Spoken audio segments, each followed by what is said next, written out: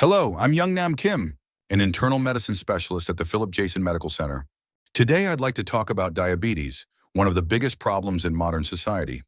Diabetes is a metabolic disease in which carbohydrates from the food we eat, known as glucose, increases in the blood. How old is diabetes as a disease?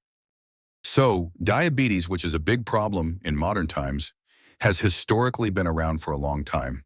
Even in Korea during the Goryeo dynasty, there were records of symptoms similar to diabetes under the name Sogul. In India, there are records of patients with symptoms of diabetes dating back almost 2,000 years. When I was doing my internship at Seoul National University Hospital 50 years ago, I saw only one patient with diabetes in a year.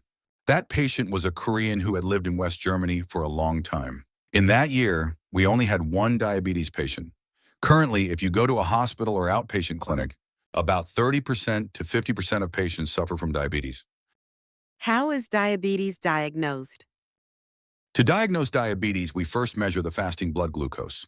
That is, after fasting for 8 hours, if the fasting blood glucose is over 100, it's considered an abnormal value. Specifically, if it's 126 or higher, it's diagnosed as diabetes. A level between 100 and 126 indicates prediabetes, meaning there is a high possibility of developing diabetes in the future. Another important diagnostic factor is hemoglobin A1C, which is something many viewers should understand. Hemoglobin A1C, or glycated hemoglobin, is formed when blood sugar attaches to the hemoglobin in red blood cells. When the blood sugar is high, normal hemoglobin A1C is 5.7%, and anything above that is concerning. If it's between 5.7% and 6.4%, there's a possibility of developing diabetes, and if it's 6.5% or higher, it's diagnosed as diabetes.